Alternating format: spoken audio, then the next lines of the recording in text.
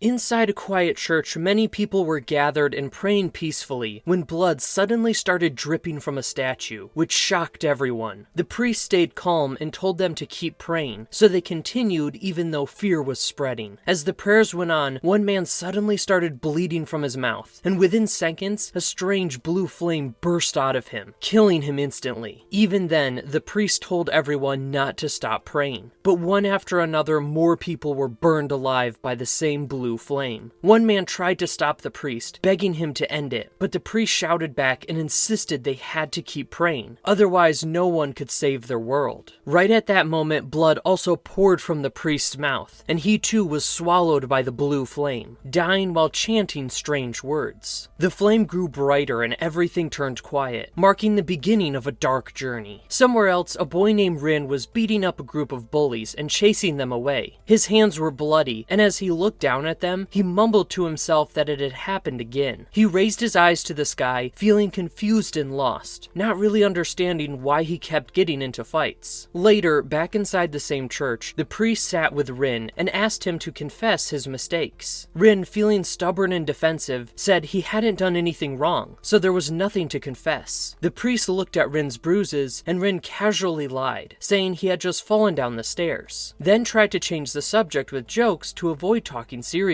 The priest, whose name was Fujimoto, calmly told Rin that he had been fired from his part-time job, but Rin didn't care much and blamed the people at the job instead. Fujimoto reminded him that one day he would have to leave the church and live on his own, and as Rin's guardian, it was his duty to prepare him for that. He even suggested that Rin could become a priest and take care of the church someday, but Rin quickly refused, saying he wasn't interested at all. Just then, another boy entered the room and said he was ready to leave. He noticed Rin's injuries and guessed that he had gotten into another fight. One of the church workers smiled and said the two boys were twins, but had nothing in common. The other boy was Yukio, Rin's twin brother, who was smart, calm, and serious about his studies. Yukio had just passed the entrance test for a top high school and was about to start living on his own. Rin, on the other hand, was wild and always causing trouble. The church workers started making jokes about him, and he became angry, shouting at them to stop. While he shouted, the heater nearby sparked with a flash of blue flame and got damaged. But before anyone could react, someone came in and told Fujimoto that a guest had arrived, so he left the room. Meanwhile, Yukio was quietly treating Rin's wounds, and told him that school would start next week. After living together in the church for 15 years, it was time to go their separate ways. Rin understood this might be the last time Yukio patched him up. Yukio said that once he became a doctor, he would treat Rin for free whenever he needed. Rin smiled, looked at the bandage, and said he believed Yukio would really become a doctor one day. Yukio had started giving Rin some advice, but Rin cut him off, asking if he was about to lecture him again. Yukio calmly said that he was only concerned about him, and Father Fujimoto felt the same. He reminded Rin that he had kept getting into fights and losing jobs, which was not good for his future. Rin admitted that he was also worried about it, but he just didn't know what to do anymore. He explained that earlier that day, some boys had been hurting pigeons, and he couldn't just stand there and watch. When they refused to stop, he lost his temper and hit them, and that's how the fight started. He shared all of this with Yukio, so that he would understand why things had gone the way they did. At that moment, some church workers came in and told Rin that a new shopping mall had opened nearby, and they had arranged a job interview for him. Rin became angry and asked why they had done this without asking him first, but they ignored his complaints and handed him a suit, warning him not to ruin it. Rin looked around and realized he had no choice but to go along with it. As he got ready, he noticed the tie was not knotted yet, so he decided to skip it and go without it. While walking out, he saw Father Fujimoto talking to a little girl and gently advising her to tell her parents if anything ever made her feel troubled, and if they didn't listen, she could always come and talk to him. The girl smiled and left with her mother. Rin then walked up to Fujimoto and commented that being an exorcist must be hard. He explained his thoughts that an exorcist was someone who drives away ghosts or evil spirits, just like how people deal with curses in Jujutsu Kaisen. Rin added that it must feel weird fighting things that might not even exist, but Fujimoto calmly said that demons were real. Rin rolled his eyes and brushed off the idea as nonsense, but Fujimoto told him to stop worrying about things like that, and instead asked him where he was headed in that suit and why he hadn't worn the tie properly. He stepped in and helped Rin fix the tie himself, saying that even if Rin didn't know how to tie it, he should at least look presentable. Fujimoto reminded him how cute he used to be as a child, and how he would always follow him around. But Rin said those days were over, and now he had grown up. Fujimoto laughed and teased him, saying he didn't see anyone around who looked grown up.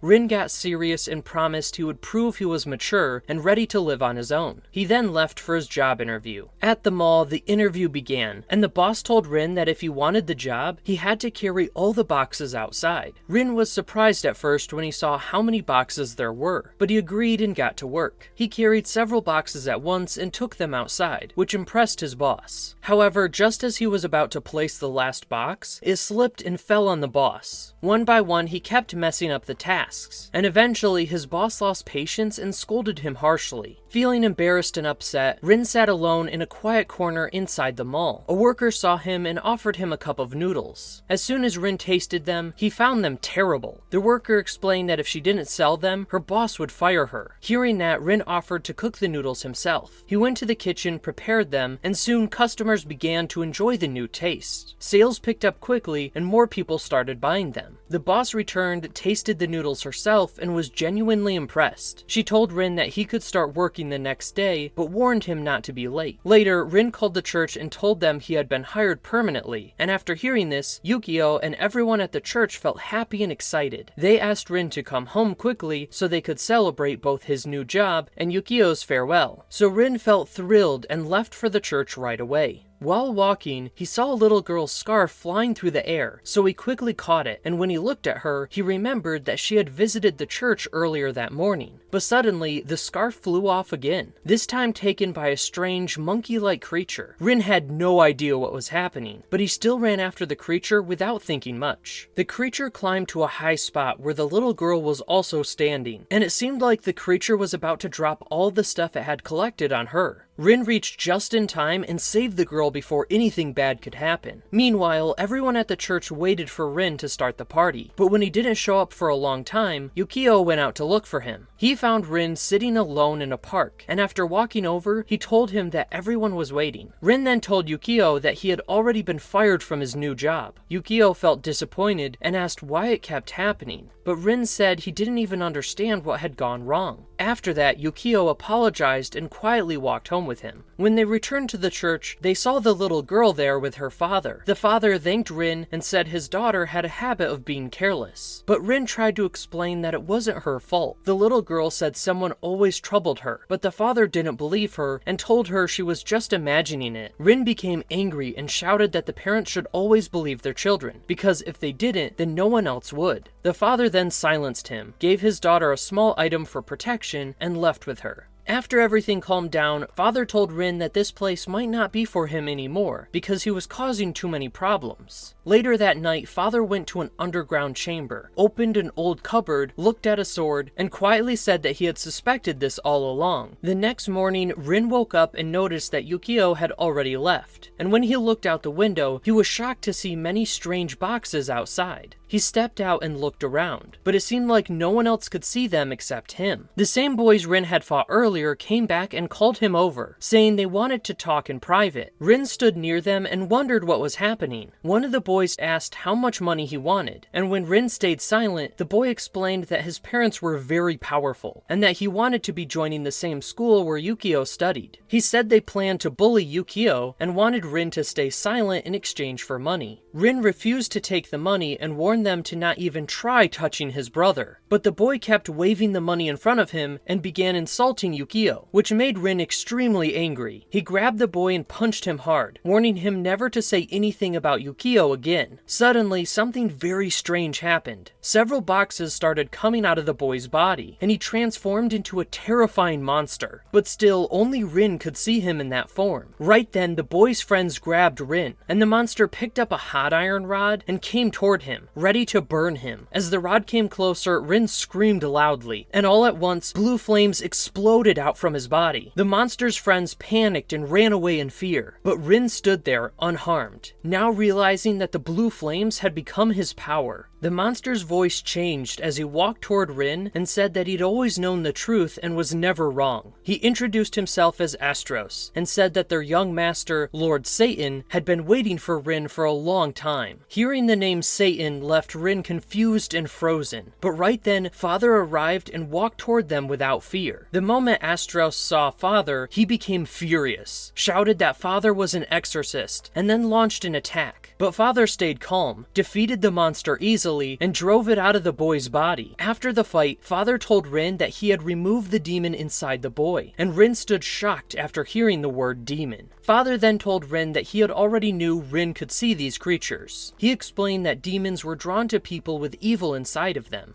and that the world was divided like a mirror, one side for humans and the other for demons. Though crossing between these two worlds wasn't easy, some demons could still possess people who were weak or filled with darkness. He told Rin that it was now time he learned the truth. Rin looked confused, still trying to understand everything. Then Father finally revealed that Rin was not a normal human. He was a child of a demon, and that demon's name was Satan, the father of all demons. After revealing the truth, Father took Rin with him.